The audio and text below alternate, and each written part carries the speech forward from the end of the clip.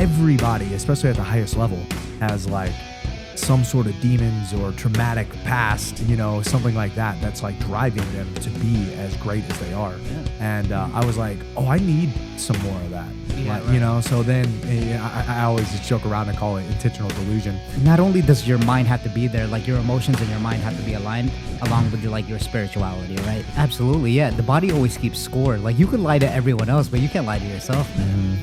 That's where self-sabotage and self-esteem comes from. Oh yeah. And we don't rise to the level of our expectations. We fall to the levels of our systems. Doing anything physical, like if I'm throwing punches or if I'm grappling, whatever it is, anything I'm doing physically is it's my mind translating to my body or communicating to my body what to do. So even what I'm doing physically is because my mind is in command.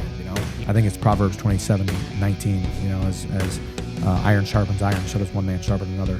And it's like we are literally using ourselves. I am making you better, you're making me better, and that's a beautiful thing. It's the Buddha saying of, like Buddha has a saying of, your life is just a catalog of your suffering. That's literally all it is. You go through suffering, you get better. You go through suffering, it gets better. I always think there's always a deeper truth to be understood.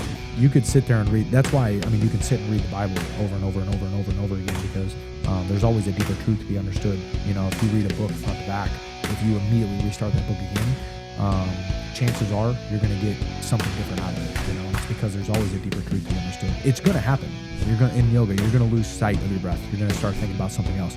And in a fight, you're going to get hit. You're going to be like, oh shit, that hurt.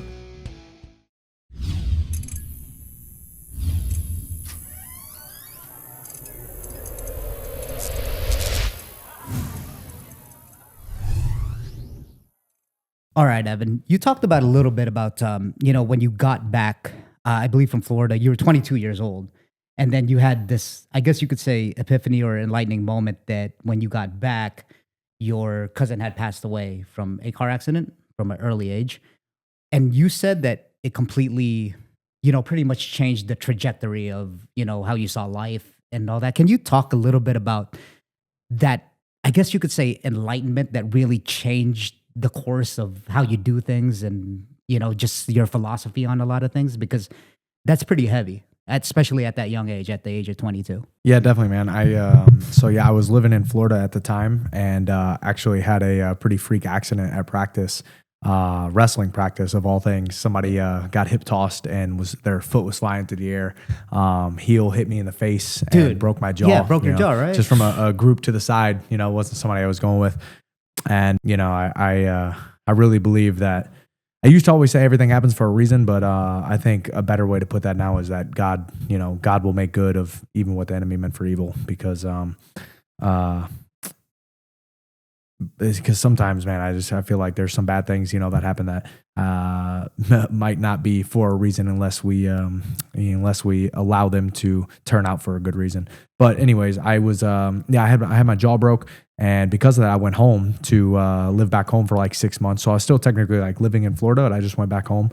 And while I was home, though, I had a cousin that passed away in a car accident. She was only 19. Man. And being at her funeral really changed my life. It was like the first time my own mortality had kind of been like put in my face.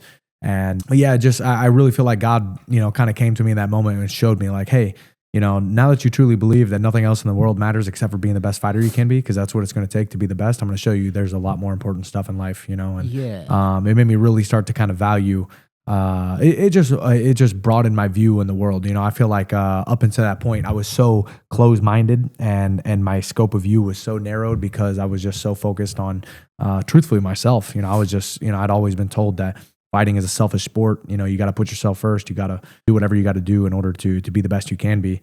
And it was, up until that point, I was like just focused on being the best fighter I could be. And then, I started thinking about my own funeral. I was like, man, if I were to die today, like what, like really though? Like I know, I've thought about this. Everybody says that and stuff. I was like, oh, you never know when it could all be over. What's your funeral gonna look like? But like I really took time to kind of think on it, and I was like, man, that would be really sad. I would really be sad if I died today and the thing that I was being remembered for at my funeral, no matter how old or how successful I was in fighting or whatever, if everybody was just talking about how good of a fighter I was. Like, right. So are you trying to say that I know that, pretty much fighting's your life, right? But I've talked to other fighters over here, and they say that like trauma, he's a Muay Thai coach, and he said that he went through a slump where like fighting can't just be your identity. Because you're more than a fighter, right? You're like, maybe you have siblings, you're a son to someone. You're not just that. Do you think that had something to do with it, that you are? Or I know that you said it upped your training, and now fighting is your life. But would that be along the lines of like, okay, I should probably just live my life to the fullest and not just, think about fighting as a selfish art? Yeah. I mean, what's funny is that like really more than anything, it was just the way that I thought and viewed everything. Not that much changed in the sense of, it's not like I started training differently or anything like that.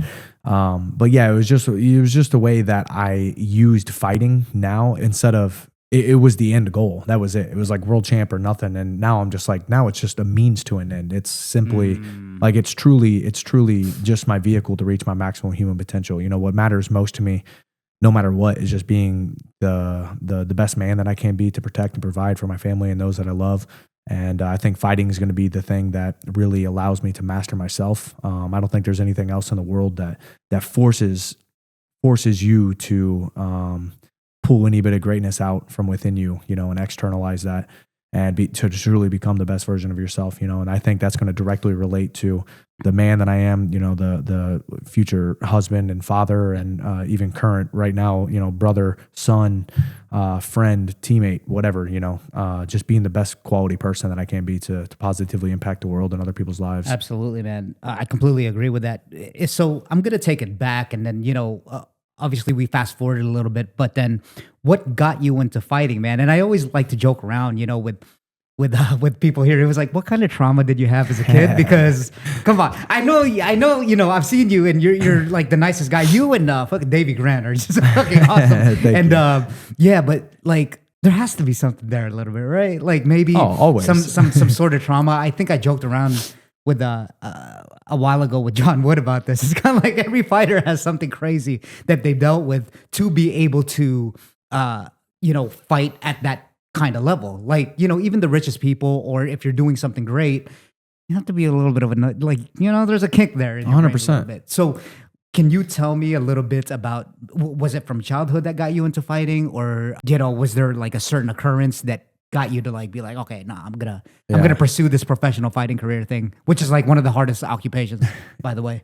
Yeah, I think because it is one of the hardest things you could possibly do. That's why I was kind of alluding to earlier. It's like nothing forces the greatness out of you, like fighting does. I think it's truly one of the most difficult endeavors that you can set out on to conquer, So, but yeah, for me, it kind of started with me and my stepdad used to always watch the fights together whenever I was little. And I just remember being little, watching the UFC fights on the TV with him. And we were always like, man, what if that was you one day up there? And Did you say that? Your dad? Yeah, us both, dude. we both were just like, you guys were like big fight fans then, huh? Yeah. It was, my stepdad, he was always been, a big fight fan from the early UFC days. So growing up, having him watching the fights and stuff, I would watch with him, and it always just kind of it really captured me, and I feel like ever since I was like 6 years old, I feel like God put it on my heart. Like it just made sense whenever I was watching TV. I was like, oh yeah, like that's what I'm gonna do. Like that's what I have to do. Like I'm gonna be a UFC world champion one day. And yeah, you were talking about like the trauma, and it's so funny because I agree with that completely, because it's like, come on, yeah, and I'm sorry to cut you off, but then these guys are like you guys are like the nicest guys in the world, like pro killers, pretty much is what you are. And there's this like nicety aspect because you train and then you let it all out there and then you feel good, right? And then all the chemicals are going, but then it's almost like, all right, man, let's pull it back a little bit. Like, what's going on? What's going on in that brain? I mean, to me, I think that for me, I didn't really have. I wouldn't say what got me into fighting, or kind of pushed me to do that, wasn't any necessarily trauma related. It's not like I came from like an abusive household, or had some terrible upbringing or something like that. And actually, what's funny is because of that, because I realized exactly what you've just been alluding to. I call it, for myself, intentional delusion, because I'm like, Interesting. Everybody, especially at the highest level, has like some sort of demons or traumatic past, something like that, that's like driving them to be as great as they are. Yeah. And I was like, oh, I need some more of that. Yeah, Like, right. so then I always just joke around and call it intentional delusion. Yeah. And I Or was just, delusional confidence or whatever you want. yeah, you know what yeah, I mean? 100% of just like truly believing. Well, I mean, dude, you were saying it earlier, like it's crazy to step in a cage. We're not just playing a game. Like we have the intent of like, dude. I mean, I love it. I really do. The more and more, as much as I hate it because it sucks, it really does. Every bit about it is uncomfortable. What's the most uncomfortable, man? Would you say? Like, can you nitpick and I mean, the most uncomfortable thing is probably failure, like loss. I think that always hurts significantly more than the physical trauma. The pain and suffering you endure physically isn't even as bad as what that sets out on this quest. I think we're all on a quest to achieve UFC gold, because like we were saying earlier, it's like one of the hardest things you could possibly choose to try to achieve, and because of that, it's going to force you to be the greatest version of yourself. And to go back to what you were saying earlier about all, most of these like elite level professional fighters, like these guys are end up being like super soft, gentle guys. You talk to them and you're like, it's so weird that you're so passive or whatever. But I believe with any endeavor in life, I really like the quote that facts are many but truth is one. And I think the truth is the internal pursuit within ourselves, and I mean ultimately just God. But I think at some point, I think it usually starts with, or at least it did for me, my experience. It starts with this external goal, right? I'm like 6 years old and I'm thinking, oh, I want to be UFC world champion, right? It's out there. I'm going to go get it. I'm going to go get whatever it is that I want, whether it be the money, the cars, the status, women, whatever it is. It's this external thing. I'm going to go achieve it. I want to go get it. And then to do that, you start, trying to, in your pursuit of these things, like in this chase, you're forced to start looking within yourself, right? Because you're like, you come to, at some point, no matter how long or short, how quickly you arrive at it, you start to realize, oh, if whatever I'm trying to achieve, it's going to come from me being better internally, right? I just have to be a better version of myself. And so I can then perform whatever actions I'm trying to do to achieve whatever I'm trying to achieve. And so it becomes this internal pursuit at some point. And then that's when the real journey begins, is once you flip that spotlight from like focusing on the external, trying to chase these external things, to where now you're like, oh, I'm just trying to pull this out from within me. I have to be better in here. And so that's whenever I think once you start to really go deep down that path towards, what I would coin as like, self-mastery or, whatever you want to call it. Once you kind of head down that self-mastery, journey, that pathway, you start realizing how little external circumstances matter. It's just about how you respond to them and who you are, right? So then you really start to understand like, oh, I am my only competition. Like everything else externally is just there for me to better me, like for me to as a challenge, adversity, trials and tribulations, hardships, whatever, to overcome, and to force me to be a better version of myself in order to be able to get to whatever I want, whatever it is I'm trying to achieve, whether it's UFC world champion, to be the best father I can be, or I don't care what it is, even if you're trying to be the best McDonald's employee, it's like all that stuff is internal, it's about what quality of person you are. Right. It's like how you do anything is how you do everything. And also, funny thing about the external thing, I think, a lot of people, especially, that's why I want to talk to you about like Stoicism a little bit, just because I think ever since that's kind of got out, you have to control what you can control, let everything else go.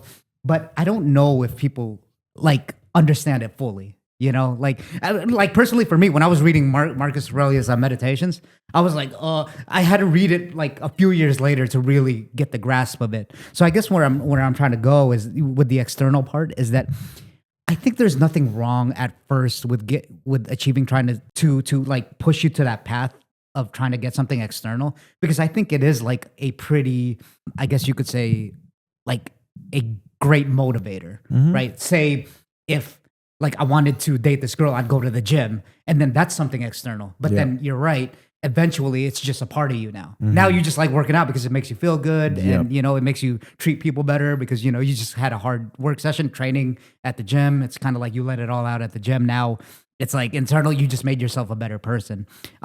So what got you into stoicism, and how do you relate those to like your training, your disciplines, and like your fight game? Stoicism to me, it's not like I would, call myself a quote unquote stoic or nothing like that. Sure, but sure, I just, I just enjoy. It's like the principles and Yeah, it's for me, it all just started with again just this internal pursuit. Of just eventually it led to me being like, oh, I came to the understanding of like, oh man, I really need to like educate myself more. The biggest thing I started understanding and realizing like how I really believe everything is mental, and it started out with like a little bit of belief of like, oh, I need to have a better mindset. And, like, oh, I see how important the mentality, the mental side of things is, especially relating to fighting and stuff like that. But then at a certain point, after I started diving deep into that, I'm just like, oh, literally every single thing ever is just a matter of the mind, Right. So that's whenever I really fell in love with trying to educate myself a lot more in the sense of, just diving deep into challenging my mind, whether it's, through puzzles, reading, any type of uncomfortability, anything you just don't want to do is like, that's the stuff that you need to do. And that's constantly going to change because then, I use the example a lot, like hard work, physically, like pushing yourself physically is really uncomfortable at first. And then you can actually achieve a level of proficiency with it that it's like, it's really not that uncomfortable, even pushing yourself really hard. So now that what used to be your uncomfortability zone, right? That was like extreme discomfort to push yourself physically. When you get really good at that, it's no longer really the hard work anymore because you've become accustomed to it. And that's kind of like your baseline. So now that's whenever to me, like the mental stuff is what really became my hard work because the hard work, the physical hard work becomes like a baseline. It's like, oh, it's to be expected. It's homeostasis for sure. Like, you're right. It's completely baseline. It's almost like if like if you lost an arm, it'd probably take you, years or however many, but then your happiness level, your like levels go back to, oh, okay, well, I can still live with it. Not to say that losing an arm is like a great thing, but then you just go back to your certain levels. Yeah, you adapt. Yeah. So I think that's a great point, man. Like, so I want to move on to the topic of religion as well. Have you always been like spiritual in that sense? Did you get that from your family? And because like we talked about, I admire the fact and respect the fact that you lay whatever is out there because most people shy away from it, right? Sometimes like when it comes to religion because it is a heavy topic, and there's a lot of like I guess you could say dogma that comes with it, depending on what you believe and stuff like that. So where did you get your spirituality and how did you come to learn all this and where did your faith come from, pretty much? Actually, a lot of that kind of will tie back into what we were just talking about with me trying to look for new ways to push myself mentally and leading to, to me, again, it's just this internal pursuit of like trying to understand me and myself, my mind as much as possible. But anyways, I would say ever since I was young, I come from a family of believers. Not many people are practicing, but that, I've always heard of God ever since I was little, especially from like, I have a lot of grandmas in my family, cause I got a kind of big split up family. So, extra bonus family and stuff. All the grandmas in my family are very religious. And, so I've always heard about God. And like I said, ever since I was like 6 years old, it just made sense to me. I was like, oh, God put this dream on my heart, I'm supposed to be UFC world champion. And so I've always kind of believed, but I didn't really start like what I would consider like practicing my faith until I was probably like 23, not too long after I had that kind of enlightening moment or whatever you want to call it with my cousin passing away.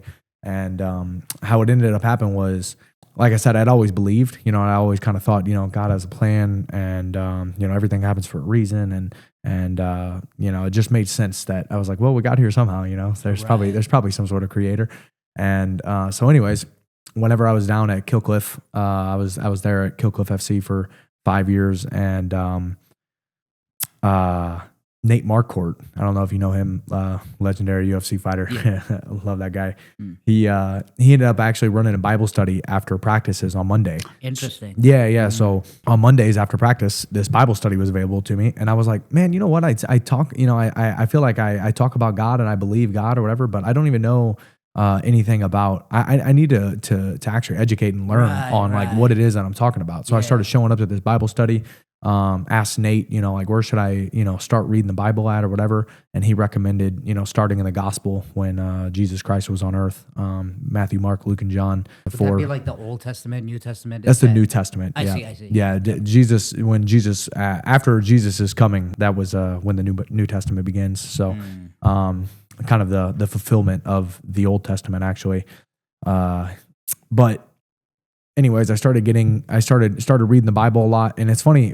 I actually, whenever I started reading the Gospels, it was so funny. It was so weird to me.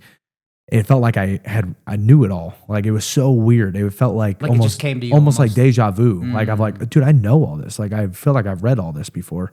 And I come to find out in the Bible, God says that He wrote His law on our heart. We all know the scriptures in our heart. That's where our moral compass comes from. No matter what you think or believe in, we generally have a pretty good understanding of like what's right and wrong. When we're doing something bad, we feel the conviction for it and stuff like that. And I believe that's because God's law is written on our heart, and it's the Holy Spirit giving us conviction. But yeah, that's really where I would say I started like actually practicing my faith, and so that's been what I guess like 4 years now or something like that, 4 or 5 years. Yeah. And like I said, to me, it just always. I feel like it really grabbed a hold of me tight whenever I started practicing it, because it just made so much sense to me, and it just like my favorite name for Jesus Christ in the Bible is the Prince of Peace, and it talks about how Jesus brings you peace that surpasses all understanding, and that really makes a lot of sense to me, because like that's kind of the feeling you get whenever you come to really know and develop your relationship with God, but. So that's where it kind of started for me. And, so I wouldn't say I've always, I didn't come from like super heavily religious family or anything like that. Where they're all priests and Yeah. I wasn't really like growing up in Sunday school or nothing like that, but, definitely came from a family of believers, and, that, thank God for that. But, yeah, to tie that all back into what we were talking about with like the Stoicism and stuff like that, it was just it seemed like almost a natural progression and evolution of like this internal pursuit, right? Of like asking myself deeper questions and understanding myself more, and being more and more curious, I've heard people talk about or refer to like our mind as like our house, because it's like the place that we reside. And, so it's kind of like just opening up more and more doors within your house. And I'm like, asking these different questions and finding different answers that lead to other, questions, other answers. And it was kind of just a natural progression and to stumble across it. What sticks out to me there is like self-awareness. You're just very self-aware of your like conscious thoughts. And, maybe it might be going off the cuff here, but then it's almost like how you learn faster too. What I notice is that like sometimes we just go, about our training, maybe sometimes it's on like on autopilot. If you're not feeling it, that day, it's just kind of like you're going through the motions. But then the more conscious that you were, and I think that's where Stoicism and faith really come into play, is that it makes you more conscious of like what you were saying. For me, I call it God, the divine, or my intuition, pretty much, And you're definitely right. Going back to what you were saying, it's like, if you're doing something righteous or not, it's just like you can't really lie to yourself. Like you feel like shit if you do something that's like out of your principles, I guess, pretty much. So that's why I'm so intrigued with religion. And, where I wanted to get between that is that like my parents have always been religious. They were, I was brought up Catholic, and then somewhere along the way, I kind of, lost myself. And then without going too much into it, I had like a existential like health crisis. Right. Mm-hmm. And then it was interesting because, I think the majority of the people, I was reading this book with Dr. Joe Dispenza, and he was saying that unfortunately, a lot of people have to go through a existential crisis to be able to like get closer to God or whoever you believe in, right? It's almost like, yeah, you can preach about it, but then when shit goes to shit, it's almost like that's when your relationship with God starts to get closer. And a little bit, I felt guilty about that because it's kind of like, oh, okay, now I'm turning to him because I need him. You know what I mean? But I think it's just a sign of me getting closer to whatever spirituality I have. So that's why it like intrigues me so much. Just like you had the, enlightenment with your little cousin dying. That's kind of like where, I was like, okay, like I need, there is a higher power out there, and I need to put my faith in that. Yeah, I feel like it really seems like to me now God is constantly always reaching out to us, to us all. And it's really just a matter of when we choose to become conscious and aware, and biblically speaking, to pick up our cross, because it comes with a lot of responsibility once you start, once you accept the fact that like there's a morally correct way to live. It comes with a lot more responsibility. Like, hey, I can't just do whatever I want. Like there's, I should really hold myself to a much higher standard. There's a lot of work that comes with that. There's a whole lot of work that comes with that. And so I think that at certain points in our life, we will, whether call it rock bottom or an existential crisis, or you have somebody pass away or whatever it is, or if you just choose to, you just stumble across it some other way. Sure. Once you kind of accept and come to the realization that, I think that God will, can come to us in many ways, is what I was trying to say. Yep. But was that book by Joe Dispenza? Was that Becoming Supernatural?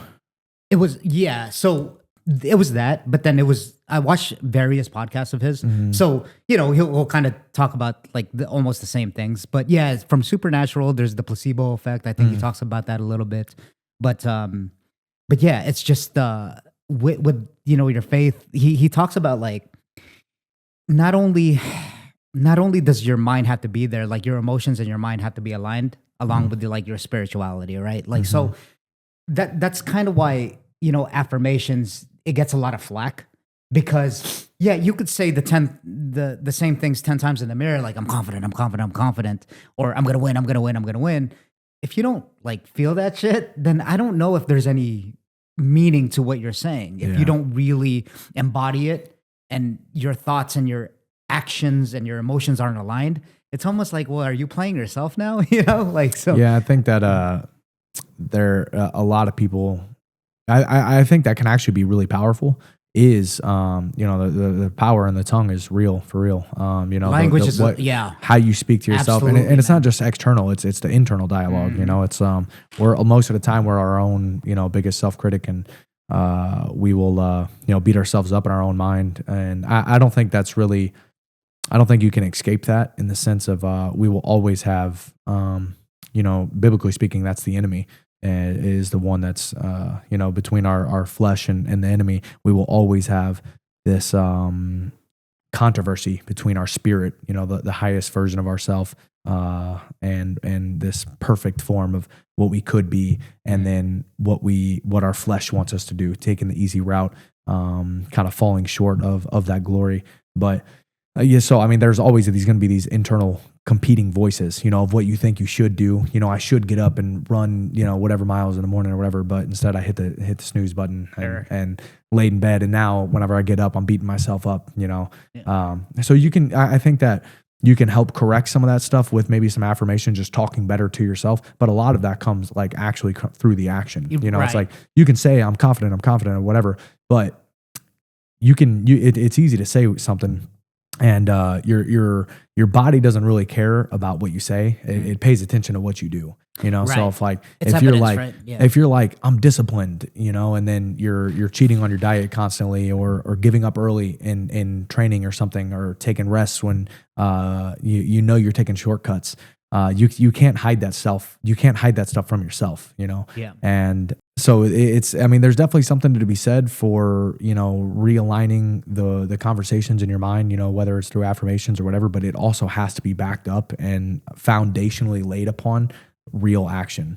And I think that's where what you were kind of alluding to is like, you can say what you want in the mirror, but unless your actions are really showing it, you're never going to believe it. Absolutely. Yeah. The body always keeps score. Like you could lie to everyone else, but you can't lie to yourself, man. That's where self-sabotage and self-esteem comes from. And yeah, I truly believe the language, how you speak to yourself. I think, and this happens with a lot of guys too, especially if you're in like such a, I guess, testosterone driven sport. Like, like people, men in particular, are scared.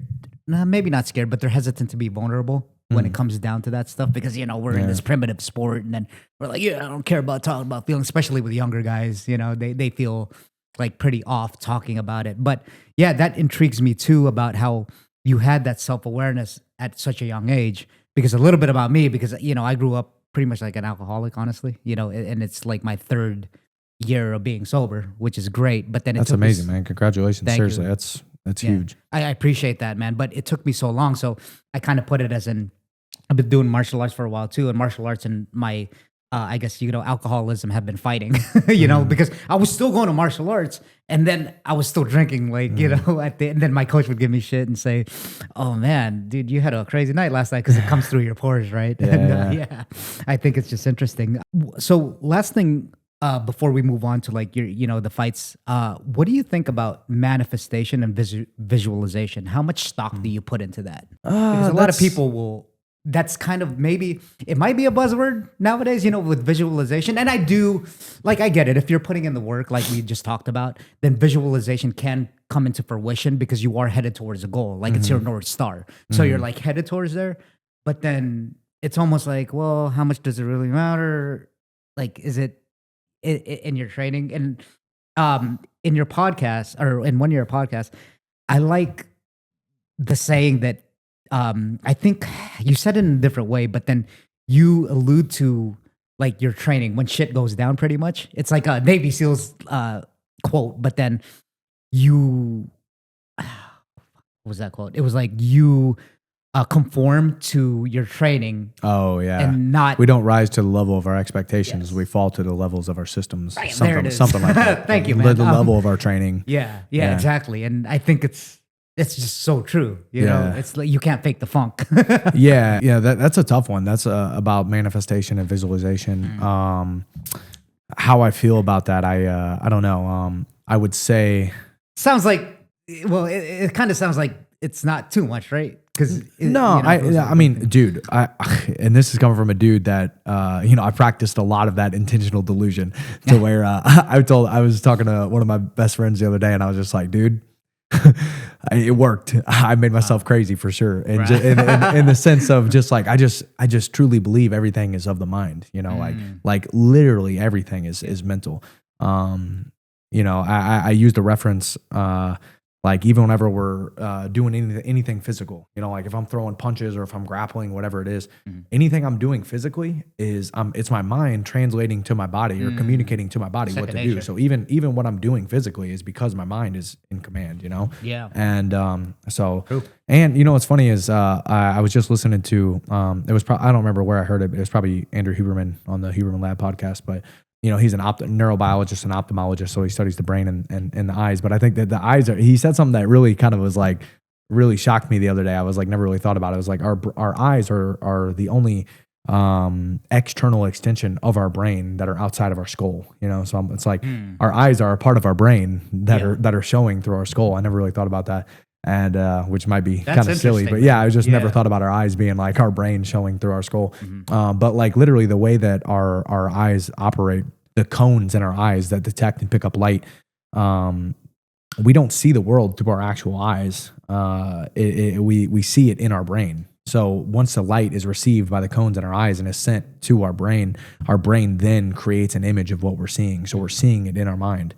And, to me, it just that made a lot of sense on why too, your mindset really shapes the way you view the world, because like it's literally, that's directly impacting the way that you're seeing the world around you, because it itself, the world around you that you're seeing is becoming, it's not being formed into a picture or an image until it's actually in your mind, So I just think it's another funny way of saying, like your mindset is like the lens in which you see the world. Yeah. I mean, you literally create everything through your thoughts. So it go into the manifestation question. I don't know how much I feel about, or how I feel about like manifesting something. Again, I would say more than anything, I would probably go out on a whim and say like more so just deeply aligning yourself with the actions that you want to deeply aligning yourself with the things that you want to see happen in your life, by like manifesting. I'm picturing, you know, manifesting a win in the UFC, whatever, just for an example. Yeah. If I sit there and I manifest, I'm thinking about talking about manifesting this victory and all these other things. I think I'm probably more so subconsciously tuning myself to pick up on the things that are going to get me, that are going to align my actions to get me closer to that goal, to bring it to life. So I don't know if you're like literally bringing it to life through your mind. But I do think that it can help with like understanding, okay, this is my definite, having like a chief aim, somewhere you definitely want to go. I definitely want to get my hand raised April 26th. Just for an example, what are the steps I need to take in order to make that happen? So I think you're just spending more time thinking about that stuff. If I just sit there and if I just think over and over and over again, my hand being raised, I don't think that does anything for me. I really don't. I don't think it like, I think more so going back to that quote you were just saying, we don't rise to the level of our expectations. I'm not going to just magically somehow this is going to happen because I pictured this thought in my head, this image of me getting my hand raised. How it's going to happen is through the systems I put in place in order to achieve that. So I think having, a definite aim, so you can like manifest an idea of, or visualize an idea of what you want to happen. But then you also kind of need to work in reverse of like, okay, this is where I want to be. I want to see my hand get raised April 26th. What's the step before that? Right. Okay, I'm going to knock this dude out. Okay, how am I going to knock him out? I'm going to land a right hand right on his chin. Like, okay, how do I land his right hand? I think I'm going to slip his jab. And that's whenever I throw the right hand. Okay, now whenever I'm throwing that right hand, I turn to my back foot, and then you can almost like work in reverse, and then you're putting into place a system on how you're going to get there. And that's really going to come down to, okay, that's great. That's what, for me, this instance I'm talking about, April 26th, my next fight. What am I doing today? It's like, I think that again, it's just a matter of, I really do like the idea of visualization, especially for something like a fight. It's really hard to replicate the nerves and the pressure, the atmosphere of a fight. Even if you go into the gym and you spar hard rounds, it's not the same. Like, it's not that you can't replicate a fight because a bunch of things. The atmosphere is usually hard to replicate. It's going to be really hard to get an arena full of people on any given time. The bright lights, the crowd, the crowd, but more important, the nerves, of like being backstage and like knowing this stuff's about to go down. But it's the reason I think there is more nerves is because of like the ill intent that's in a fight. Yeah. Like whenever I'm in the gym and I'm training with my friends and training partners, even if we're trying to get after it, like, bro, we're not here to be friends right now. Like, we're here to make each other better. Like, I'm okay with hurting you because I know that's what I'm going to do as a friend because I love you. Sure. I want to make you better, and I know you're going to make me better. Absolutely. I think it's Proverbs 27:19. As iron sharpens iron, so does one man sharpen another. And it's like we are literally using ourselves. I am making you better, you're making me better, and that's a beautiful thing. It is. It's a very beautiful, very beautiful thing. Yes, so I almost don't. I don't think about. I'm not trying to kill my training partner, but I have no problem with hurting you because that's what's going to make us better. Yeah, it's toughening your skin. Yeah, but at the same time, you cannot replicate that ill intent of like when you're in a fight. Like, dude, it's no longer I'm trying to make you better. Like, I have to get you out of here before you get me out of here. Right. Like, I'm trying to kill you before you kill me, and so you can't really it's really hard to replicate the intentions. The ill intent of like the ferocity of the strikes you're throwing and stuff like that. Like Carl Jung's like shadow self. You just turn into like a different kind of person, but you're still that kind, good person. But then you got to do what you got to do. This is your profession, man. That's not the time. Yeah, it's not the time or place to be nice. Exactly. And I don't think. And I used to I had a really tough time. Actually, right before I got really deep into my faith, I came to this point. It was actually right at the beginning of whenever I started going to the Bible study, getting deep into my faith and stuff. I kind of had this conflict of interest of like, I truly believe my purpose is to positively impact the world and other people's lives as much as possible. And I'm like, is what I'm doing aligning with that? I'm like, I'm trying to make the world a better place. Should I be trying to beat the crap out of people. You know, What conclusion did you come to? Yeah, I came to the conclusion of absolutely, there's nothing else better in the world that I could be, doing, and it's because going back to what we were saying earlier, like nothing's going to force me to become the greatest version of myself, like this pursuit of UFC gold, and in doing so, like I was saying, it's my vehicle to reach my maximum human potential, and the greater that I can become, the more. I like this quote. You can only meet somebody at the level in which you've met yourself.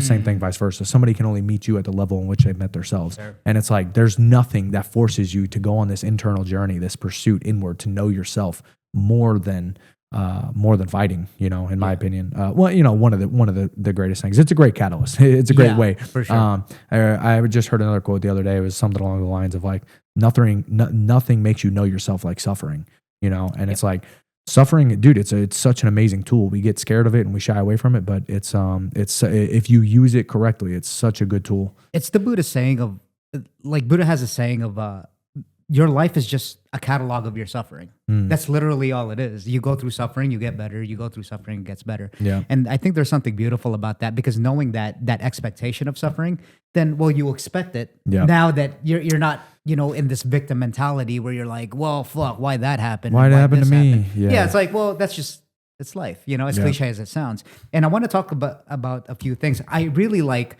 so going into your fights before we get into there, I like that reverse end of mind thought that you have. Like, when you get your hands raised, well, how are we going to get our hands raised? Yeah, I believe I read that in Stephen Covey's book, 7 Habits of Highly Effective People, where it's the end of mind. You just reverse kind of engineer it. Yeah. And then start with the end of mind. Exactly. Yeah. And then with the other one, with the visualization, I've also read this psychology book. I forget, but then it's not really about visualizing how you get your hand raised. I guess that's good, if you're putting in the action, but then it's the process of getting your hand raised. So now we're working from the front to going and systemizing it. And then what's that quote in Atomic Habits? It's you don't rise to the level of your goal, or you don't rise to. It's the exact same thing we were saying is you fall to the levels of your systems. Exactly. Yeah. You just said it right there. I just wanted to make that make that quote. But then it's your systems that are in play. And like I was saying earlier, it's the goals is just kind of your direction to go to. I think it was in the book Atomic Habits, but he talks about like just for an example, like two football teams step on the field. They both have the same goal. They're both trying to win. I'm trying to score more touchdowns than you. But who's actually going to make that happen is who has better systems in play in order to make those things happen. It's like me and you can both say, I want to win this football game, but it's like, well, who has the better systems? Who studied their playbook? Who ran the routes the most? Who understands all the intricacies of like when to make the best, when to make certain calls, it's stuff like that. But yeah, so it's not even a matter of like, it's not just a matter of having a goal. Everybody has goals. Yep. We really have to get into the nitty gritty of like, it's a great place to start. I think that's where we should start is our goals. We should have goals. It's our definite aim, like a chief aim, right? I want to be here. Okay, good. Now we know which direction we want to head. What is the quote? A boat, a ship without a, I forgot it. Like a sail. Yeah, no, it's something along the lines of like a ship without a definite direction. No wind is favorable. Because it doesn't know where it's going. So how can you use whatever you're having given to you in order to apply that to a definite aim? But having a definite aim, having a goal, something that you want to end up at, and then setting the systems in order to achieve that goal is what's more important. But real quick, you were saying something about earlier. I think you were saying that you came back to it might have been Meditations by Marcus Aurelius. Yep. But you were like, you read it later on, and you're like, it took you that second time to come to actually understand it. In my opinion, I love that idea. One of my favorite quotes is T.S. Eliot. He said, "We shall not cease from exploration, and at the end of all of our exploring, it will be to arrive back at the place where we first began, but to know it for the first time." So it's like you read Meditations by Marcus Aurelius, and then whatever, you went on a whole journey or adventure, and then you ended up right back at that same book, right? Now you're opening it again, but you know it differently. You're there again for the my first understanding time is different because about you have it. a whole set of life experiences now to cross-reference all this information that you're about to absorb again.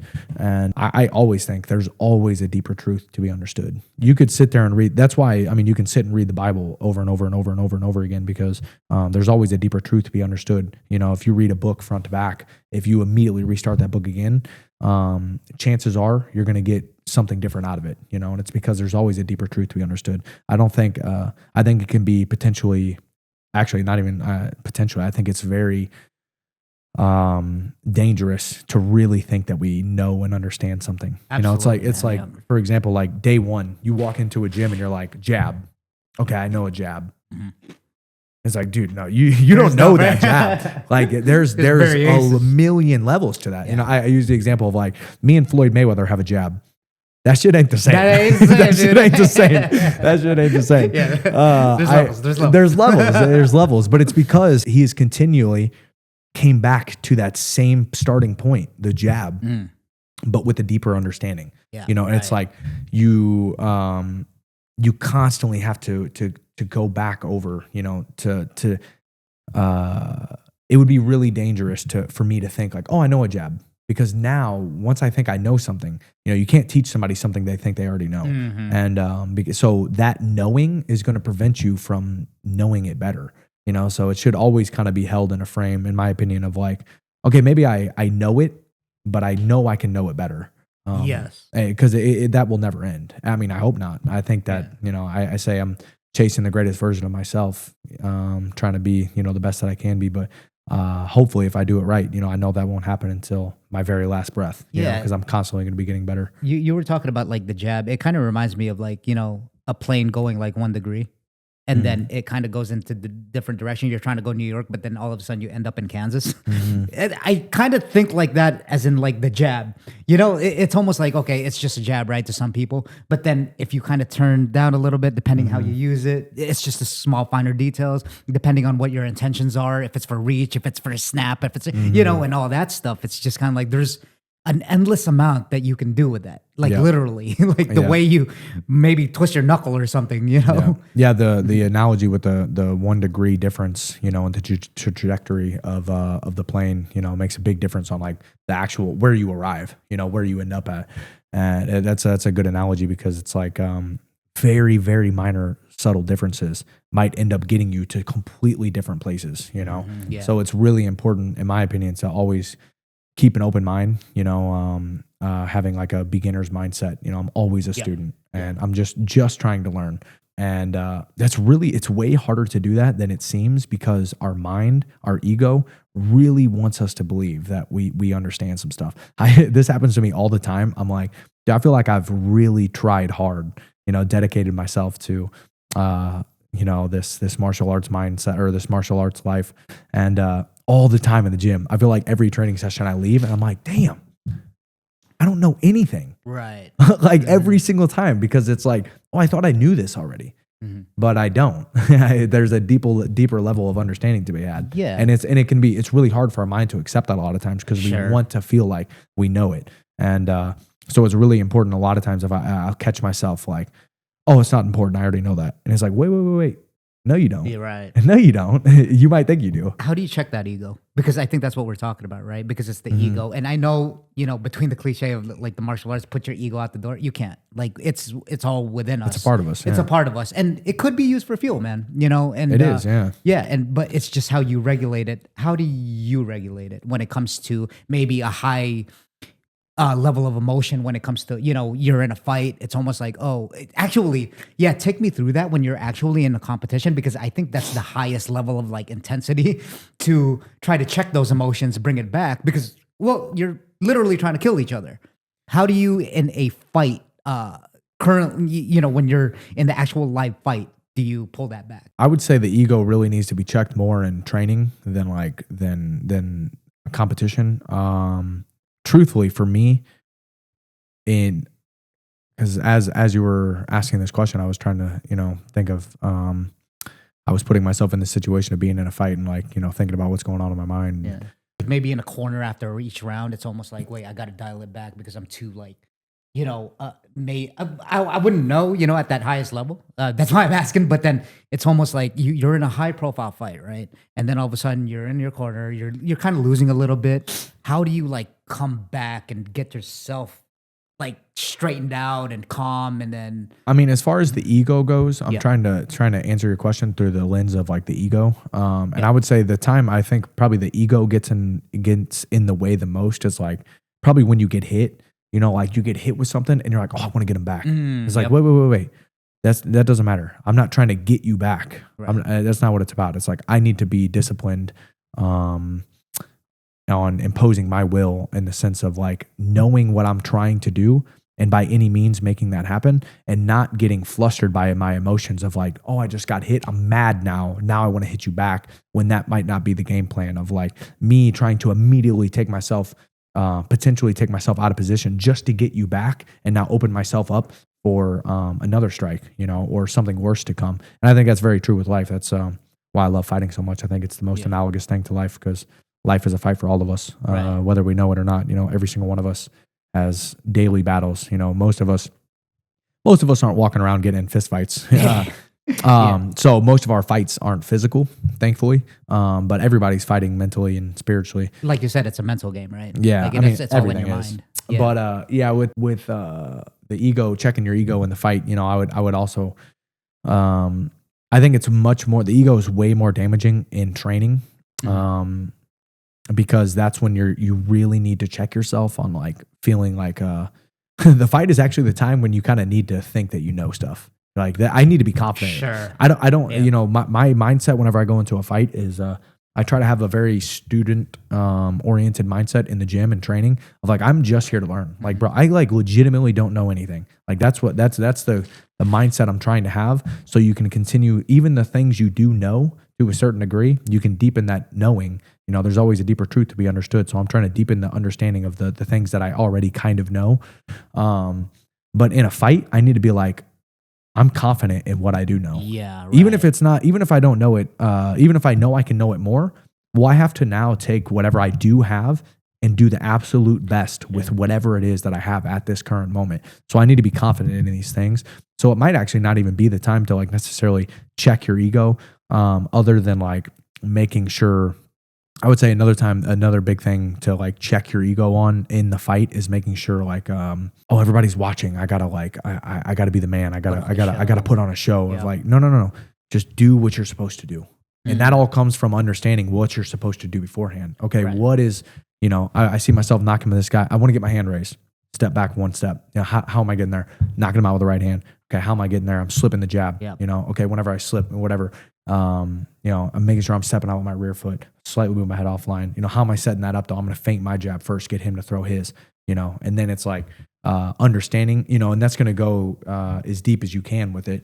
And then having those systems in place and then having the discipline to check your ego of not just going out there and being like throwing everything, throwing caution to the wind and getting brought into a firefight because you got hit and you're like upset and you're like, oh, I don't want to look bad. I'm looking bad right now. I'm getting beat, and it's like, no, you got to stay calm. Stick to what you're supposed to be doing. That's when you check your ego, I think. Like dialing down the amygdala, right? Because it is your fight or flight response that makes you react like that. Like, like, oh, I got hit. Fuck it. Yeah. Right. Yeah.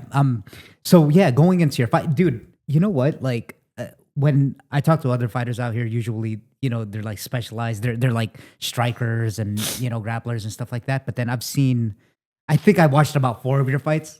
Non-copyrighted issues, but I tried to watch the Brandon Flowers one too, but I could only see highlights of that.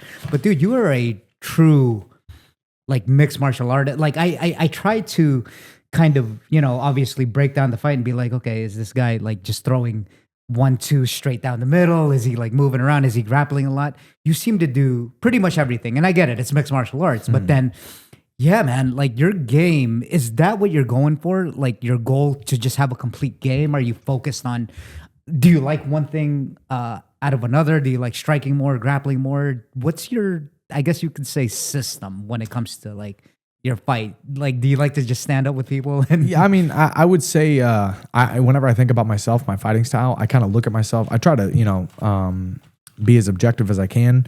And I would kind of look at myself objectively as like a general high level MMA fighter. Of like, I'm not a specialist anywhere. I'm not like an elite level striker or an elite level grappler. I'm not a D1 wrestler. But before we get into that, did you, when you got into fighting, did you start off with like any boxing or boxing, wrestling, or did you just go straight like MMA, like do everything? So whenever, I said this dream kind of started with my stepdad, us watching the fights or whatever. Yeah. And him being a slightly knowledgeable MMA fan, he saw that wrestling was really dominant. So he wanted me to wrestle first. So I had to wait until my 7th grade year whenever my school offered wrestling. And I wrestled 7th and 8th grade year. And then we found an MMA gym, and I wrestled my freshman year and then ended up quitting my sophomore year. I hurt my ankle really bad and didn't come back after that because I just wanted to focus on MMA. I was like, that was always the goal, was MMA. So unfortunately, I didn't understand how dominant wrestling was and how I could have benefited a lot by sticking to just wrestling. But anyway, so yeah, I guess I had about 3 years of wrestling experience before going to MMA. But yeah, it was nothing expensive. Extensive. I was not a very good wrestler. I beat a lot of kids just off of toughness. Right. Yeah. They beat the crap out of me for the first 2 rounds, and then they were exhausted from beating the crap out of me, and I pinned them or something. No, so I didn't really have too much of a traditional martial arts background in any sense. I wasn't like a high level wrestler, karate or taekwondo or boxing, nothing like that. So basically just started in MMA.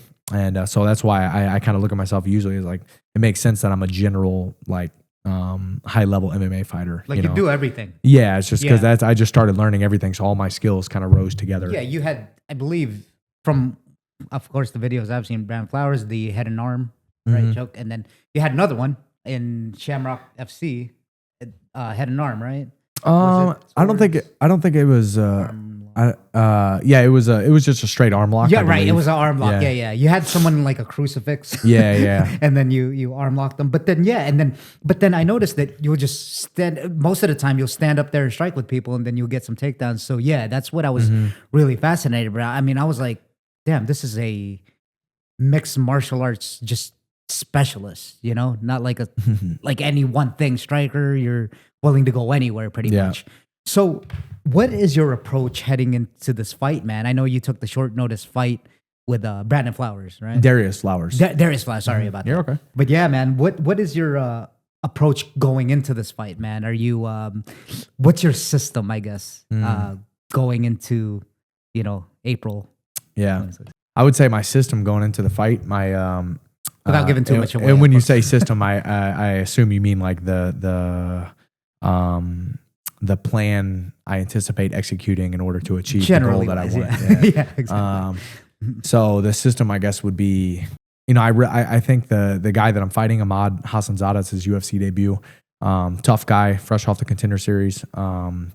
Everybody at this level, everybody at the high level is going to be a tough fight. I'm not expecting an easy fight ever. Yeah, I'm ready for it to go 3 rounds and it be a freaking dogfight because I'm expecting the best version of him, and I'm hoping I'm bringing the best version of myself too. So, he's again, he's kind of similar. I think he's actually pretty similar to me in the sense of like he looks like he's like a general MMA fighter. He's not really super technical, high level striking. He's not like an elite level grappler or anything like that. But he does mix it up well. He's really tough. I think his toughness, his grit, his durability, conditioning, is one of his greatest skill sets. Yeah, I think I was talking about Ahmad Hassanzada, the guy I'm fighting. But yeah, he's a really tough dude. Not an elite level striker, not an elite level grappler. So I really don't like this answer I'm about to give because I think it's too generic, and I promise I have a much more well thought out game plan. But I do think I'm better than him everywhere. I think that I have the ability to win the fight wherever it goes. So I am comfortable, whether we're striking on the feet or if we end up on the cage, we're grappling, whatever. But more so, I think I have studied him enough to understand where I think he does his best work. Which, I won't even get too much into it, but we'll talk about it again after the fight. Yeah. No doubt. We don't want to give it. That's why I said general. But yeah. I think that he's a super tough guy, and but unfortunately, I think it's a bad matchup for him because his greatest attribute is one of my greatest skills also, and which is just the toughness and the durability, the heart and mind and will to fight. And I think that I have the technical skills to back that up. Uh, to be able to utilize that specific technique or skill game set. plan, Yeah, yeah. that skill set a little bit better. So, but yeah, man, I mean, it's dude, like I said, every fight's a tough fight. I'm not expecting this one to be Sure, easy at man. all. So I'm Yeah. expecting this dude might come out and surprise me looking sharper than he ever has, than any of his films. So, prepared for the worst and praying for the best. Yeah, absolutely, man. And in one of your talks too that I saw, it was the explosiveness versus endurance. Mm. How much do you rely on it? What do you think endurance is the most important aspect of fighting? Because you know that quote that they say exhaustion makes a coward out of all of us. Yeah, fatigue makes a coward. Yeah, out of it's us, like yeah. that deems to be that deems to be true. Like you'll see someone like Marab go go go go go, and that's like the trump card. Not to say that that's the only thing he's good at. Obviously, he's the world champ. It's just yeah. I mean, sometimes you could see like fighters' body language. They just kind of crumble a little bit because they're simply tired. So, would you believe that statement to be true? I wouldn't say, I don't know if it's necessarily the most important thing, because you could take, say you took like a super elite level athlete that it has great conditioning. Say you took an ultra marathon runner, or obviously has fantastic conditioning. If you threw them in a cage into a fight, they're going to get smoked. Because they don't Right. have the skills in order to even get to a point where they can utilize, they can weaponize their conditioning. They weaponize their endurance. So you have to have the skills in order to be competitive enough to where you don't get finished before you get to weaponize your endurance. I think that if just because you used Marab as an example in his previous fight with Umar, right? Sure. Yeah. If Umar was so much technically superior that he was able to land a head kick and knock Marab out, it doesn't matter how good his conditioning is. Like it wouldn't have gotten to get used. But Marab is also a championship level fighter, and he has all the technique that to back up his to be able to weaponize his conditioning. Yeah. Because now that his technique and his technical abilities are sufficient and proficient enough in order to keep him from getting killed early on. Now, as Umar starts to slow down, that's when Marab's conditioning can start to get weaponized. Right. So I would kind of looking at like endurance. I don't know if it's the most important thing, but I do think it's probably like the foundation. Like it's probably what everything is built off of. So the wider your foundation, the higher your peak. The more skills you can build upon it. So I wouldn't say it's necessarily the most important thing, but I do think it might be a better way to look at it as just like a foundation in which you're going to build off of. Because you can also, just like you said, fatigue makes a coward of us all. I've seen super high level guys. Once you get tired, your technique goes to shit a lot of times. Yeah. Because I mean, fatigue makes a coward of us all. It's true. Sure. I love that saying because, dude, I mean, literally, even the baddest dudes in the world, the baddest dudes in the world. We all have a breaking point, and a lot of times, what we're doing, the reason why I think Marab's conditioning is so good is what we do in training. If you focus, that itself is its own skill set. Is the pacing, the endurance, but also just the mental toughness. Because we think of endurance I'm going to get on a bike and ride for as long as I can. Right. That would be endurance. Yeah. Yeah, so but I don't think that translates directly to fighting, because it's not just your endurance. It's, can you stay within control of your mind to where when I get hurt, I take a body shot. Sure. Oh, dude, it hurts bad. Right. Are you strong enough minded to not let that defeat you to where, because that mental defeat will tap into your endurance big time, right? Like, so you get hurt, and now you're no longer thinking about what you're supposed to be doing. You're thinking about being hurt. You're thinking about being tired, right? And a lot of times it's not necessarily from because you'll see a lot of guys, they'll get tired really fast in a fight. I've been here. I've had a lot of fights where right off the bat, because of nerves, you have an adrenaline dump or whatever. You don't maintain control of your mind good enough, and you get gassed fast. And your first thought coming out of the fight, you're like, oh, I got to work on my conditioning, right? Because you got tired. Yes. And now I'm like, dude, you're probably in great shape. I bet you probably didn't let yourself slack off in practice that much. And you probably showed up and you worked hard and you did your stuff. The problem wasn't in a lack of endurance. It was in a lack of technical efficiency. So you were using way too much effort on things you should have been able to do a little bit more effortlessly if you had the proper technique. and also your ability to remain in control of your mind, because that's going to allow you to keep your central nervous system from being on fire and getting out of control, being way too hyped up. So it's like efficiency, right? yeah, Like efficiency. efficiency within your technique, so that you don't burn yourself out. Like we said, like the pacing maybe of it, and if you're trying to take someone down, it could always be efficient, not just bulldoze someone into like the cage. And a lot of times what ends up happening is like you get hurt. I love thinking about a kick to the body because that shit hurts really bad. So it's like, say you get kicked in the body and you're like, ugh.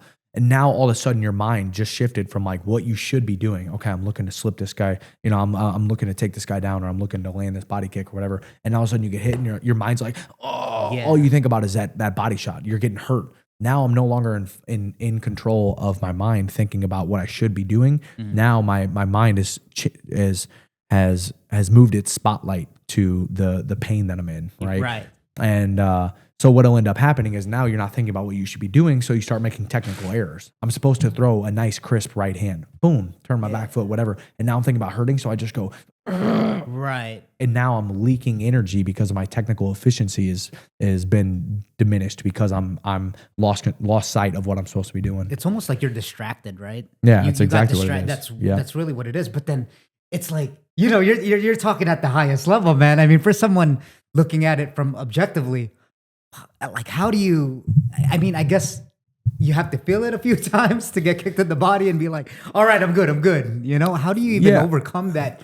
I mean, when it hurts, right? Dude, that's what you're training every single day in practice, is to get better at that skill. That's why you see everybody training. That's why you see the highest level guys training twice a day, every single day, because you're trying to get so many reps of, ultimately, in my opinion, just being in control of your mind, to where I know what it's like to be extremely fatigued or severely hurt, or get hit and disoriented, eye poked or whatever. All these things that are distractions, like you're saying, but be able to be, no matter what external circumstances, no matter how badly I'm beat up, no matter how tired I am, no matter how well this guy's doing, how bad I'm doing, how quickly can I return back to presence, bringing my awareness into putting my attention, focusing my spotlight on the things that I'm supposed to be doing.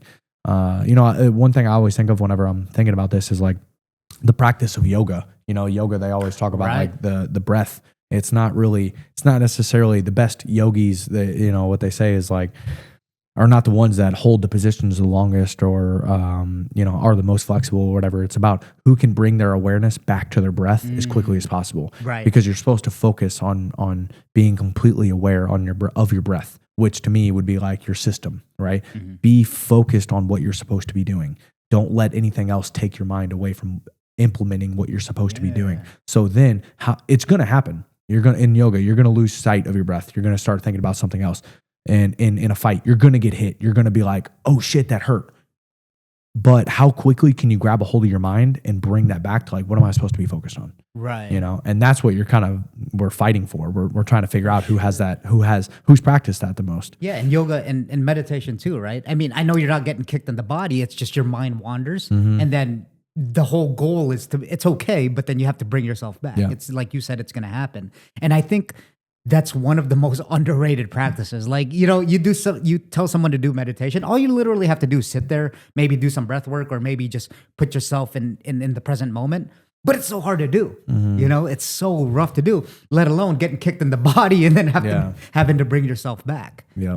So I think that's a really great, like, sense of awareness right there, especially when people don't even understand when you're going through something that brutal. I mean, like a body kick, right? Mm-hmm. Like I said, let alone meditation. But yeah, man. So the 20, dude, I'm sure that you didn't take this fight on short notice. No, I've known about it. I think I got it 5 or 6 weeks out. So plenty of notice. Yeah. And your other fight, it was like 4 days notice, right? Yep. My last one was, yep. Wow, man. Okay. Man, you know what? I just want to say this podcast this is exactly what I wanted from it. That's why I wanted you to come. The psychological aspect of it, because you just said it right there. It's all about your mental. And I truly wholeheartedly believe in that, especially of whatever, ailments you have, or if it's fighting, it really is, your mind really is the general that controls everything. Yeah. Like, your consciousness, it literally is like your you're pretty much saving grace. You know? Just because you just said something about your mind being your general or whatever. The quote came to mind. Your mind is a battlefield. Be its commander, not its soldier. Oh yeah. It's like the elephant and the rider in like cognitive behavior therapy. It's almost like it's you have these instant thoughts, but then you have to refrain from them. So there's like the elephant and the rider. The I don't know elephant that is one. the elephant is kind of trying to guide you, but as the rider, you have to kind of guide your mind. Right, you have to be like self-aware. It's in this Jonathan Haidt's book. It's like called "Coddling of American Mind." It's just like I said, the cognitive behavioral therapy. Yeah. So I would. Is it? I'm thinking of like the elephant being like your subconscious mind, and your conscious being the Right. rider. You know, it's Exactly. like our Yeah. conscious brain, our conscious mind is incredibly inferior to our subconscious mind. So we have to use what little bit of our conscious mind, the little bit of power that our conscious mind has, in order to best steer this elephant that we can, Right. best steer our subconscious mind in the right direction. And the subconscious is a funny thing because it's something that it's an interesting thing where almost I think Andrew Huberman can't even explain that. You know, like it's almost spiritual based as well. Yeah, I It's mean, like in my the way you talk to opinion, yourself and, you know, that. in my opinion, I think the subconscious mind is our spirit. I think that I Right. really do. I think that it's Sure. like it's that's why it can't be explained as well. You know, Yeah, 'cause it's like, have you it's- read the book? I know it's more like a business book, but then it's a spirituality book. Think Rich or Think and Grow Rich. Yeah, by with Napoleon Napoleon Hill. Hill. I mean, that's literally the basis of his book. Is everything Is the It's- subconscious yeah. like automated thoughts that you have in Yeah. your mind? It's how you speak to yourself. It's the language. Even when we're talking, if I were to make self-deprecating jokes, that's it's kind of like, you know, personally, it was kind of like my history to, you know, talk not down on yourself, but then it's like, Yeah. oh yeah, it's okay to like, you know, make fun of yourself from Yeah, time to crack time. Yeah, jokes from on time to yourself. time. But then if you do it enough times, it's like it becomes your identity, man. And you are your identity. You know? And so, I mean, in my opinion, what I think, I mean, just from the little bit that I know, is like our like we were just talking about, our conscious mind, you know, probably only governs like 5%, maybe even less, of all of our all the things that work in our mind. You know, it's like we're not thinking about the trillions of metabolic processes that are happening in our mind, in our body constantly. We're not thinking about everything that's going on in this room.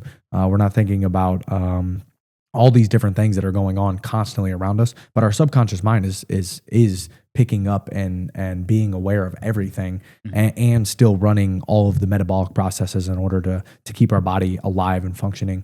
So it has this enormous task.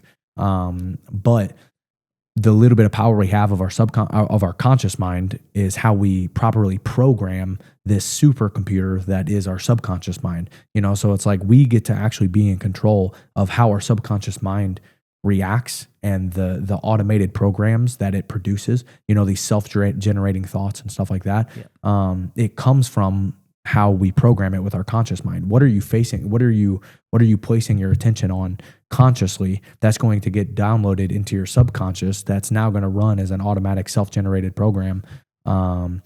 And that's why it's so important to, like you're saying, like to be really conscious about like the way you talk about yourself, or the way you think about things. You know, it's like, oh, it may not be a big deal to lose control of your emotions and lash out here and there or whatever. And but you got to be careful, because you're telling your subconscious mind, that's what we do. Yeah. Hey, this is what I do. Like, however, you know, again, going back to the affirmations thing, looking in the mirror and you know, repeating affirmations or whatever. It almost doesn't matter. Like our mind's going to pay attention to what we do, not what we, you know, say. So we have to be really aware of how we conduct ourselves, because our subconscious mind is going to pick up on everything, and that's going to become, when we're not paying attention to everything, what's going to automatically start taking place. Yeah. You know, along the lines of that, going back to, since we're talking about, you know, back to like manifestation, visualization, and affirmations and stuff. Again, Dr. Joe Dispenza, he said that, I thought it was interesting. Now I kind of practice this, is that I act the way I want my future to be. So I embody my future, because he was saying, and I deemed this to be more true and true. I'm still kind of, you know, getting the grasp of the concept. But then he says that your imagination your brain doesn't really know the difference between your reality and your actual like imagination of your thoughts. So whatever you're thinking to yourself, that's going to be your reality, which I think is interesting because I think it takes a lot of work to get there, but I think that deems to be true. You Yeah. are what you embody. The way you posture up when you're walking, right? Or just simple things like that. Or yeah, just simple habits that if you stand upright, the way you kind of move your hand gestures, the way you smile, right? Like there's all these studies that there's one study that I guess some people put Botox where it got their face numb. Like when they smiled, they put, I guess, some numbing injection. And then when they smiled, it just made them happier.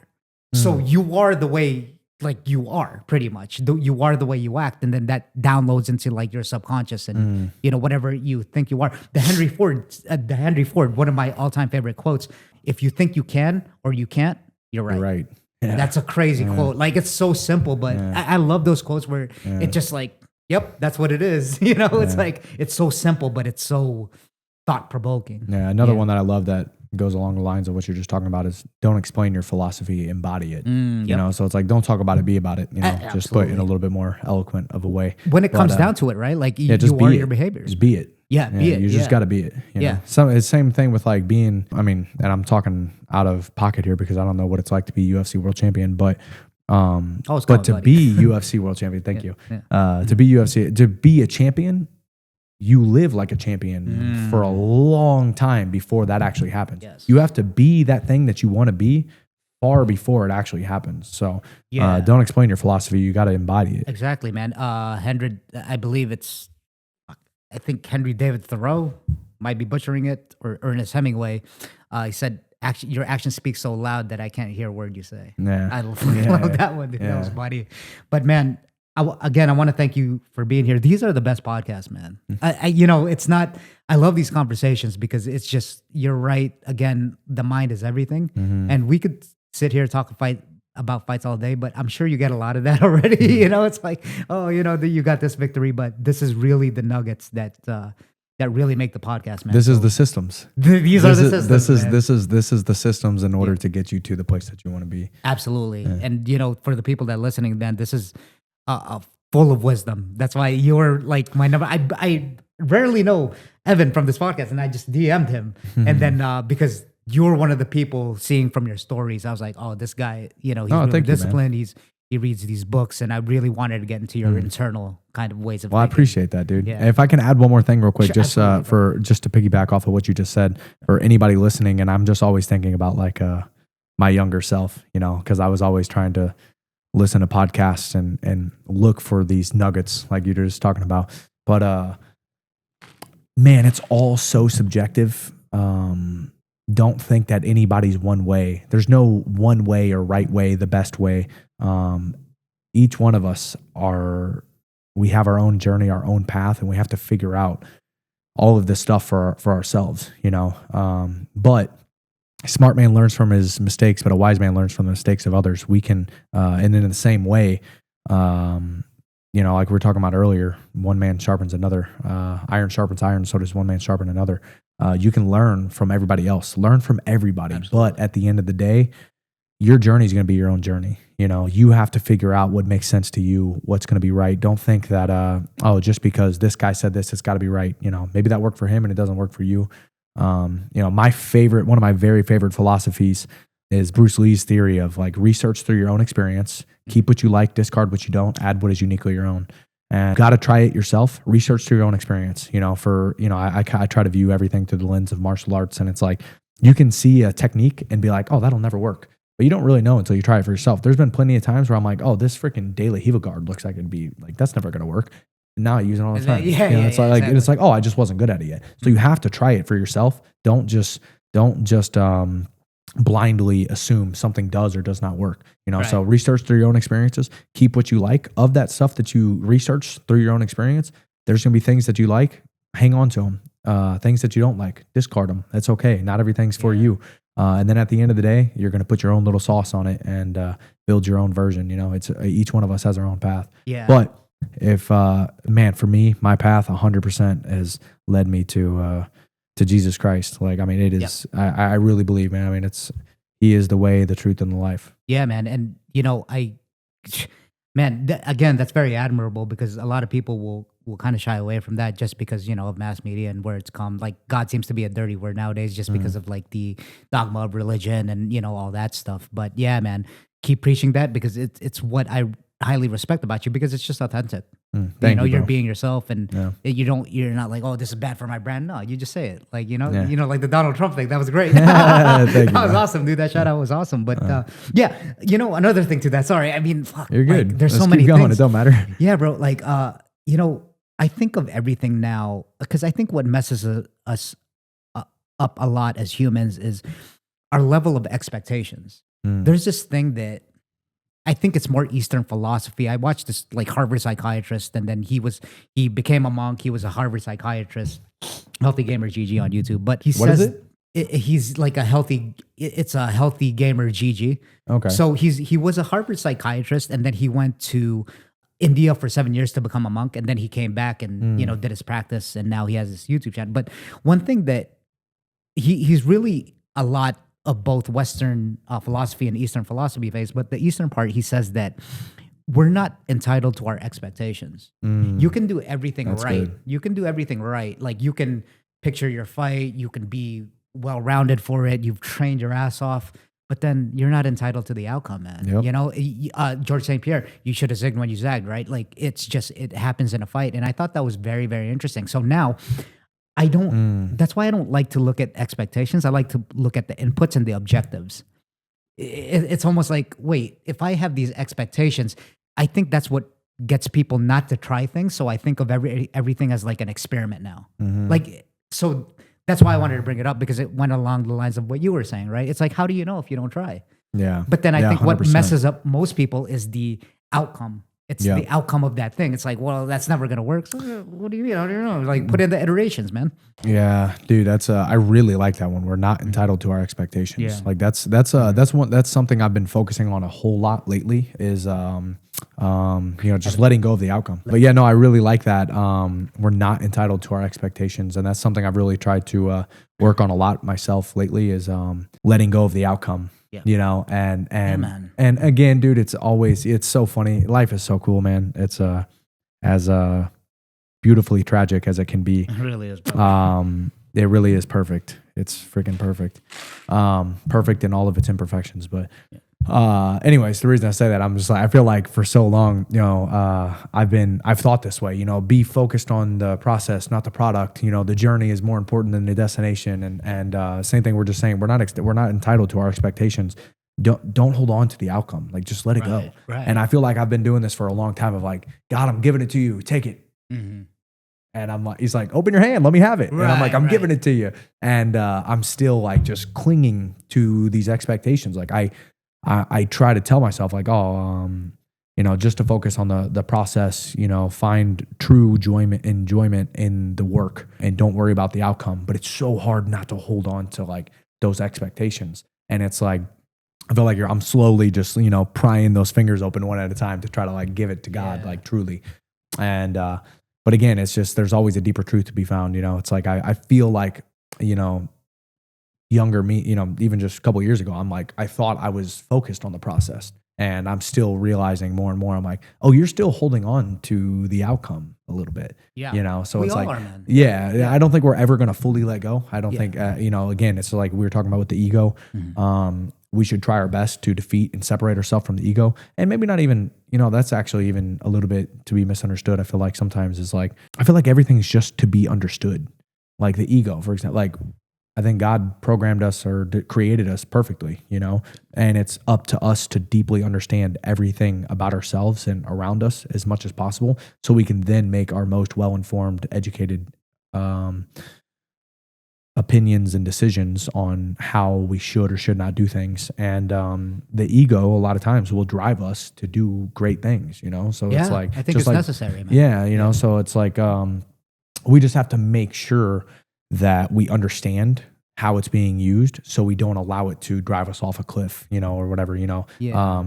as I say that, I'm like thinking drive myself off a cliff. Like I'm so greatly chasing after this one thing that I want so badly that I'm oblivious to where it's actually leading me, and I run right off of a cliff, because I'm Right. chasing after this money and I fall off a Self-destructive cliff, a little bit, yeah, yeah. exactly. So it's like, it's just to be understood. It's like, chasing after money, probably not a bad thing. I can do a lot of great things with money. I can't wait. Absolutely. I hope so bad that one day I have the resources in order to first take care of my family, Yep. but then to have the overflow to really help other people's lives. So Absolutely, it's man. not really that the money is the problem, but the love of money can be the problem. If you continue to chase after that money and you allow it to run yourself all over or off a cliff, that's when it can be detrimental. That's such an interesting part because the thing is with money, gonna veer off a little bit, but then the thing is with money is that a lot of people, they're especially,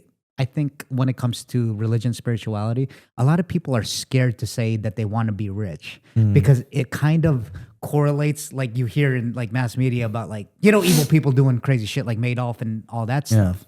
But then to your point, money actually, you can do a lot of money. You could do a lot with money, like serve a lot of people, and it doesn't have to be money, man. I mean, like if you train with your partners and maybe someone of lower level, and you're trying to get them up to UFC or whatever, you're giving, man. You know what I mean? Yeah, 100%. It's you're literally doing God's work, like what you're here to do. You fight at the high level, and then you're teaching someone. That's like a form of it. But Yeah, 100%. I think that's just an interesting point where people are. It's something about the money aspect where it's like, I don't. Yeah, it's looked at as very grimy. I mean, there is because I want to be rich. Just saying that is like, Yeah. people are like try. You never hear that, right? They're Yeah. like, I want to be rich. Like you No, man, and again, that's why I really feel like it's all just to be understood. Because it's like I don't think that that's a problem. I used to for a long time. I did think that was Me a problem. too. I Yeah. was like, oh, I shouldn't. Not only should I not care about money, but it's bad. Like I don't need money, because the kingdom of God is within us. It's like everything of actual value, spiritual value, is within ourselves. Like you can have all the money in the world and not be happy, and you can have all the money in the world and still be a bad person. You can have all the money in the world and it be meaningless. But with that being said, I don't think a lot of people say money is the root of all evil. And I don't think it's necessarily money, but it's the love of money is the root of all evil. Right. When you value money more than and material things more than people and the things of the spirit, the things that actually matter, that's whenever it becomes a problem. Yeah, I think I've come to those terms. Not like I'm like rich or anything, but it's just you reach a level. I'm like 39 now, and you reach a certain level. I've been working all my life, and I'd have to say my money behaviors are pretty good. But saying that, I don't know if I could speak on this because I'm not in the level of that richness. But then I don't know. Like the money thing, I know that it's not gonna be. It has diminishing returns, and I know that it's not gonna make me happier than more than what it's going to. Just from basis of experience with life, right? It's almost like, well, what can I really do? I got a house to live in. I'm doing what I love to do. This is incredible. Like this is crazy to think about. This is dope. Right. This is like You're kind of doing crazy. awesome, It's man. like, wait a minute. I have a UFC, high level UFC fighter here talking to him, gaining all his knowledge while I'm in the studio that I built. Like, it's just, what you imagine in your head, you put into fruition, which is like crazy within itself. Now we're talking about money and then, I get it. There's the homeostasis that we were talking about. You want $1 million? Well, now you want $10 million. You want $10 million or you have $10 million. Now you want 50 million, right? There's a quote that I fell in love with recently that is just it's so simple, but it's really not. I might not even do a good job articulating it, but excess is never enough. And money is a good example of that. It's just like you were just saying, like, dude, I want $1 million. And then you say you get $1 million and now you're like, dude, I want $10 million. But it's because once you have what you need in order to meet all of your necessities, once I have enough money to take care of all of my necessities, to pay for the roof over my head, to feed myself and or my kids or whoever, once I have all of my basic needs met, anything above that is going to be excess. Yep. And anything that's excess, I'm always going to want more of. Yeah, you know, Matt- food. yeah. Food is a good example of that for me because I'm like, I feel like I have an eating disorder because I'm like, dude, I can eat and just never stop. Like Right. legitimately, I feel like I can just eat Yeah. until I make myself sick. And a lot of times it's because like once we get past the threshold of like, okay, now I'm full and satiated, but you keep eating because it tastes good. And it's like, if you're going to eat because it tastes good, it's always going to continue to taste good. I just want more of it. You know, it's like I'm past that point of satiation. My body has the nutrients that it needs in order to survive. Right. I no longer need any more, you know? So anything I eat past this point is just going to be excess and I'm doing it for pleasure. And the pleasure, if we find pleasure in that excess, it can be dangerous because we'll always want more. Yeah. And no matter what it is, whether it's money, food, you know, it's all the sins. Anything that's a sin is immediately gratifying. It's going to bring immediate gratification. And what ends up happening is the things that come with immediate gratification, you know, the world is balanced perfectly. I really am intrigued by the law of duality of just the idea of duality of like, everything exists because of its opposite. You know, it's like we only know good because of bad. Cause and effect, right? A little bit. Kind of, yeah, pretty much. And but like if you have, you know, immediate gratification, if something brings you pleasure right now, there's going to be a negative price to be paid with that on the back end, you know, and the same thing vice versa. Whatever's uncomfortable in the moment is generally going to bring us comfortability later on. Right. That workout's going to suck while we're doing it, but the way I feel afterwards is so good. You know, eating the healthy food isn't going to be nearly as pleasurable. I wish I would have had the pizza instead of the salad, you know, or whatever, you know. But the health that I get from eating the healthy thing is going to be so much greater. It's like long-term thinking.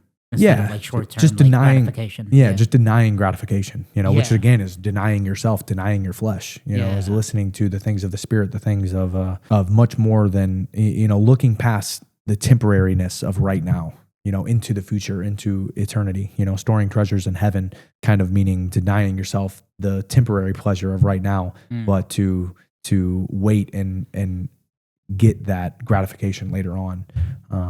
But I think that's like everything is like how much control over yourself do you have to deny gratification right now and suffer right now in the moment, because the suffering here is nothing compared to the glory to come. That's with anything, you know. Do I have the discipline to deny myself from eating this cheap meal?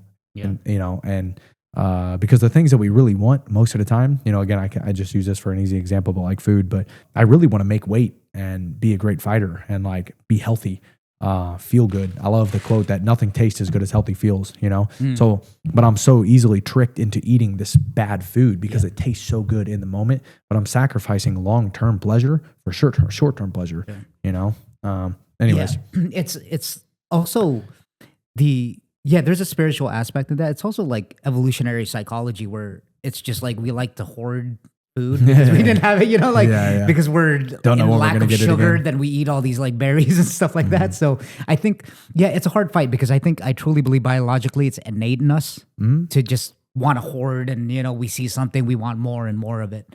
You know, it's like an interesting fight. Which brings me to another quote. I forgot where I got this from, but it's like hard choices, easy life, easy, like easy choices, hard life, or something like that. But it's just vice versa. Hard You choices, do the hard easy things. life, easy choices, hard life. There you go. And kind of similar to like the hard times create strong men. There you go. Yeah. Hard times create strong men create easy times create weak men create hard times. Yeah. And the cycle repeats. Absolutely. And I think that deems to be very, very true. You do the hard things now. I mean, I think, you know, I thought you were going to talk about the times. I thought you were going to talk about the times, saying that we're in easy times. So we are. I mean, we're easy times create weak men. You know, just weak people. And then again, you know, you referred to just now like the evolutionary biology of like not hoarding all this food. It's a fight, you know, because it's programmed into us. It's a fight to realize like, hey, I'm not going to do what is going to bring me this immediate gratification because I know it's not actually good for me. I have to fight to make that decision though. And we need to learn how to fight more, you know, because we're fighting with ourselves. Where it's not like I'm walking around fist fighting people. I'm fighting myself constantly, you know, of like denying myself this immediate gratification for something that I actually truly want and not just giving into what's going to bring me a momentary pleasure. But it's all a fight. Yeah. I have this thing in the back of my gym where it's like, you're never arrived, you're always becoming, you know? And I think that's how I tend to live my life. It's out of curiosity just to, you know, kind of edit. So Any last words of wisdom, Evan, before your big fight? No, man. I think we probably got a lot of words out. Sure, we got a for lot sure. of words out, but Yeah. yeah. Anyways, man, thank you so much for having me on. It's a pleasure talking to you. And My bro, like, dude, appreciate it, man. yeah, this is every podcast I seem to do. Like I pick and choose my guests. It's not just random. And again, you're one of them because especially with readers and they just have so much of a like internal, like a good guidance as far as like their perspective, or where they're trying to get to. And I truly do respect that because those are some of the most disciplined people over here.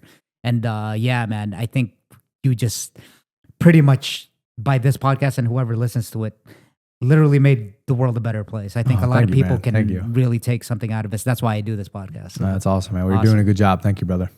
let's go. Let's go. Perfect.